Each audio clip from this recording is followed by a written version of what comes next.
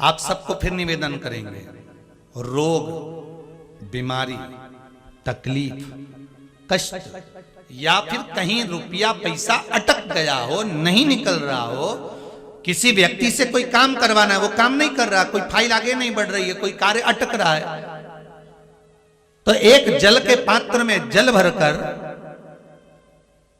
5 बेलपत्री शिव जी को समर्पित कर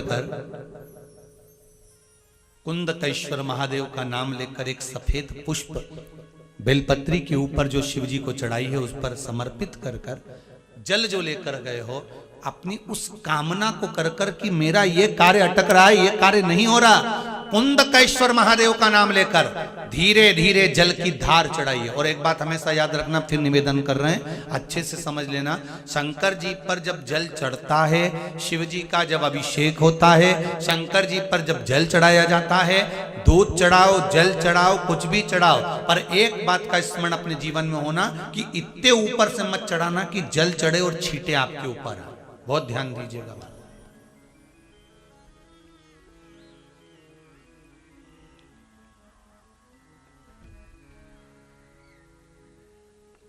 यहां तो यहां तक वर्णन करा गया है कि शंकर जी का जल चढ़ा हुआ जहां से बहकर जाता है ना, उसको लांगा तक नहीं जाता। यहां लांगते हैं क्या? नहीं ना, परिक्रमा भी करेंगे तो वहीं से लौट कर वापस इधर जाएंगे। शिव जी का जहां से जल बहकर जा रहा हो, चढ़ा हुआ जल जहां से बहकर जा रहा हो, उसको लांगा तक नहीं जाता। और कई लोग बड़े बड़े आनंद में शंकर जी पे इतनी ऊपर से जल चढ़ाएंगे तो वो छींटे पूरे अपने ऊपर आना चाहिए, शरीर पर आना चाहिए। नहीं नहीं, उसका दोष है महाराज, उसका दोष है।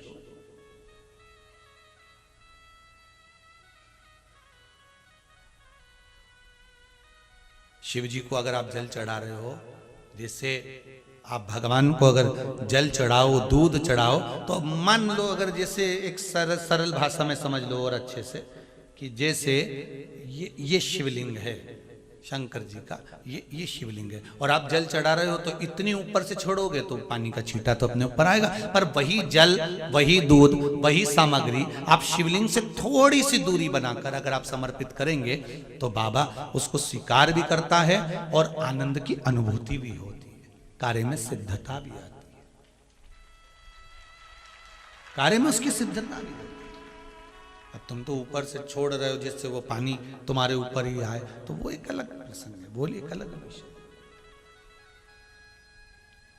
बहुत ध्यान देना महाराज, भगवान को कभी भी कोई भी सामग्री, जैसे भगवान के मंदिर में अगर फूल चढ़ाने जा रहे हो, भगवान के मंदिर में अगर पुष्प समर्पित करने जा रहे हो, तो फूल का मुख अपनी ओर नहीं होना चाहिए।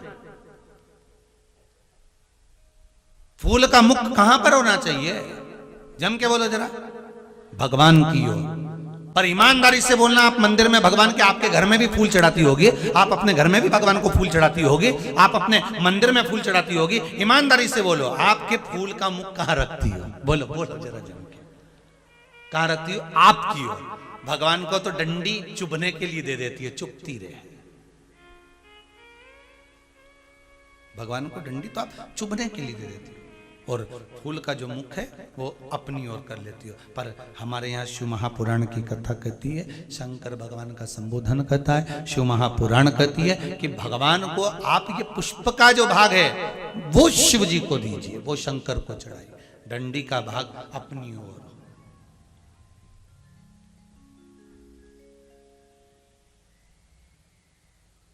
पर हम लोग तो उल्टे चलते हैं ना, आदत तो हमारी उल्टी है, डंडी शंकर जी की ओर, फूल का मुंह हमारी, हमको अच्छा लगना चाहिए। भगवान के सामने ऐसा जमात हो गई है, भगवान के सामने ऐसा जमात हो गया। भगवान भी मन में सोचे वो डंडी गड़ रही है गुलाब की,